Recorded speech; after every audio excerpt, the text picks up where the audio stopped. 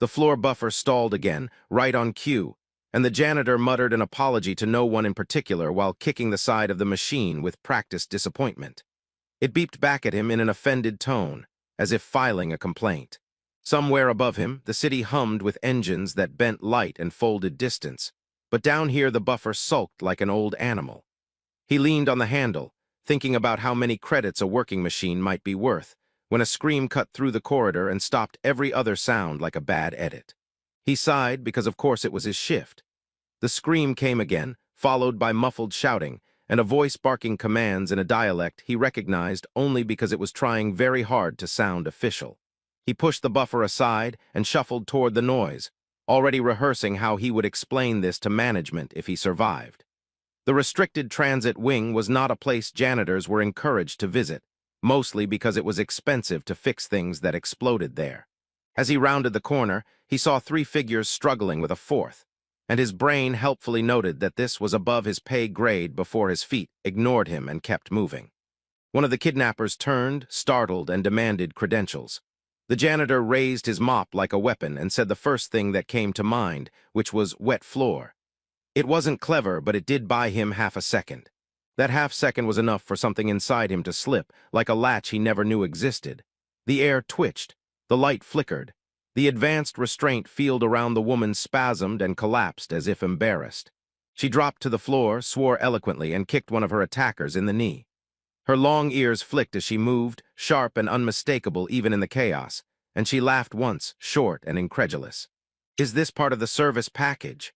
she asked him while ducking a stun bolt.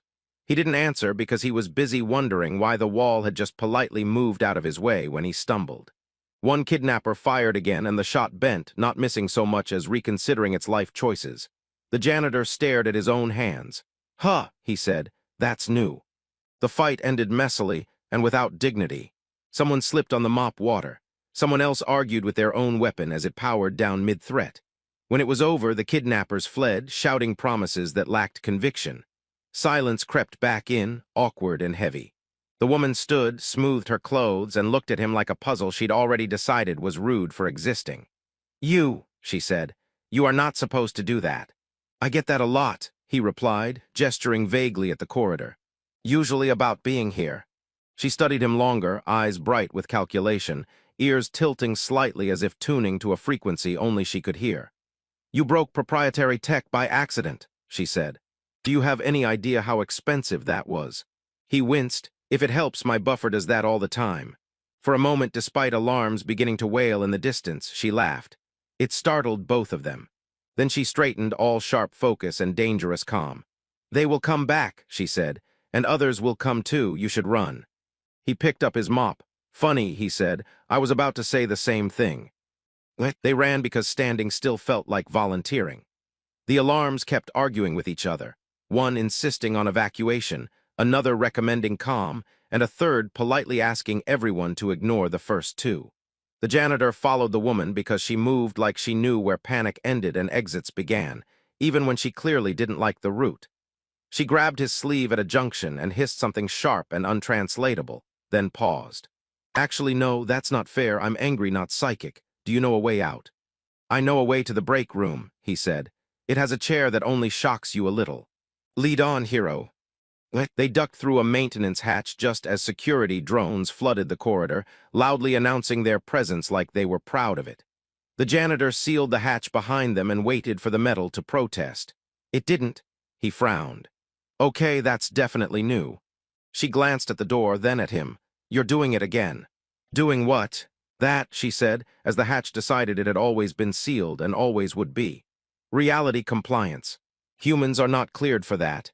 "Well, I didn't fill out the paperwork." They moved fast, mostly because neither of them wanted to be caught explaining things. She talked while they ran, firing questions like diagnostics. Where was he born? Had he ever been tested? Did he experience headaches near quantum devices? Did vending machines fear him? He answered between breaths, mostly no, sometimes maybe, and once yes, but only the soda one. They stopped when she nearly collided with a wall that politely unfolded into a passage. She stared. "You didn't even gesture." "I blinked," he said, hard. She laughed again, then stopped herself, then laughed harder. "I'm worth enough to start a war," she said. And you're apologizing to walls. Walls have feelings, he said. Probably. A transmission crackled through the corridor speakers, calling her by a title he pretended not to hear. She responded by unplugging the speaker with her fingers and shaking them like she'd touched something dirty. They're going to assume I was rescued by professionals, she said. That I was guarded, that this was clean. He snorted. I spilled mop water on a criminal. That, she said, slowing, is the problem. She faced him fully now, eyes sharp, ears angled forward. If they learn what you are, they will want you hidden or owned. If they don't, they'll pretend you don't exist. Both sound familiar. They reached the break room. The chair shocked him a little. He yelped. She smirked. For a moment, with the alarms distant and the universe pretending nothing had changed, they sat. Then she stood. No, she said, answering a question he hadn't asked. I'm not going back quietly. She looked at him, really looked. You saved me by accident. I won't save myself on purpose. Somewhere far above them, decisions were already breaking. They didn't hide for long, mostly because hiding required a plan, and neither of them trusted plans anymore. The woman walked straight into a broadcast chamber and overrode the lock with a confidence that suggested she had grown up telling doors what to do. The janitor followed, carrying his mop, because he had lost it once already and wasn't emotionally prepared to do that again. When the chamber lit up and 100 systems tried to stop them at once, he felt that internal latch loosen, not violently this time, but like a hand he had finally decided to unclench. Every screen in the city blinked. She spoke first, calmly, brightly, like she was announcing a delay instead of detonating tradition. She named the kidnapping, named the factions behind it, named the lie everyone had agreed to live with. Then she gestured to him. This is the man who saved me, she said. He is a janitor. Please hold your applause until the end.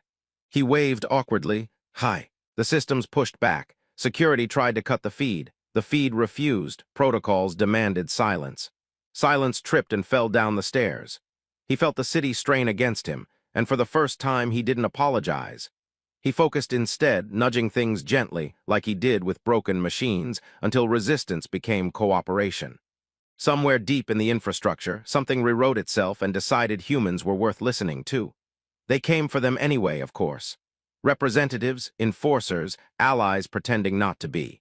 The woman stood her ground, sharp-tongued and unyielding, and when someone suggested the human be detained for his own safety, she laughed so hard it echoed. You've ignored them for centuries, she said. Now you're afraid of one man with a mop. He added, it's a good mop. Negotiations followed that felt more like arguments at a family dinner that had gone on too long. He was tested, scanned, argued over. He learned what he was, or at least what he wasn't. Not a weapon, not an accident, but a possibility no one had wanted. Humans weren't inferior. They were unpredictable in ways the universe hadn't budgeted for. That changed things. The woman chose exile from her old comforts and influence in exchange for something louder. She built a coalition instead of a throne. He was offered positions, titles, clothes that didn't itch. He took a job maintaining interspecies infrastructure and insisted on better chairs in break rooms. The shocking kind were banned. On his first official day, he walked through the city without being invisible. People nodded. Some laughed when they saw the mop. He laughed too. It felt lighter. When he passed the corridor where it had started, the floor was clean. He left it that way and kept walking toward a future that no longer pretended he wasn't there.